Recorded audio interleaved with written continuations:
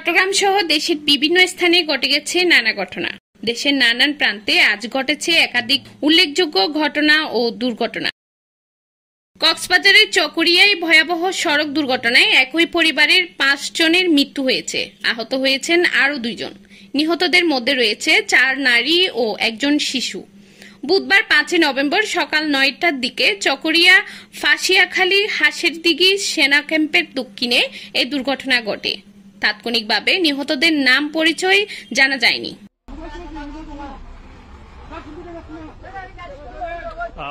চট্টগ্রামের রাঙ্গুনিয়ায় মোহাম্মদ গিয়াসউদ্দিন নামে এক যুবককে অস্ত্রসহ গ্রেপ্তার করেছে আইন শৃঙ্খলা রক্ষাকারী বাহিনী। মঙ্গলবার বিকেলে সেনাবাহিনী ও পুলিশের যৌথ অভিযানে উপজেলার কুদালা ইউনিয়নের পূর্ব কুদালা 3 নং ওয়ার্ড থেকে তাকে আটক করা হয়।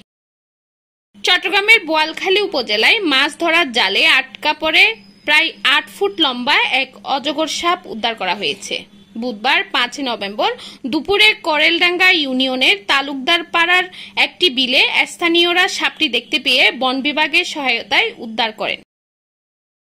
চট্টগ্রাম নগরীর হালিশহর থানার ডাকাতি মামলায় পলাতক আসামি মোহাম্মদ সাদ্দাম হোসেনকে গ্রেপ্তার করেছে র্যাব 7। মঙ্গলবার 4 নভেম্বর রাত 8টার দিকে চাঁদগাঁও থানাধীন নুরুজ্জামান নাজির বাড়ি এলাকা থেকে তাকে আটক করা হয়। যশোরের মনিরামপুরে ইঞ্জিন চালিত পাওয়ার টিলারের সঙ্গে মোটর বাইকের মুখোমুখি সংঘর্ষে স্বামী স্ত্রী নিহত হয়েছেন। বুধবার দুপুর 12:30টার দিকে মনিরামপুর জিখরগাছা সড়কের বাকশফুল বাজার এলাকায় এই দুর্ঘটনা ঘটে।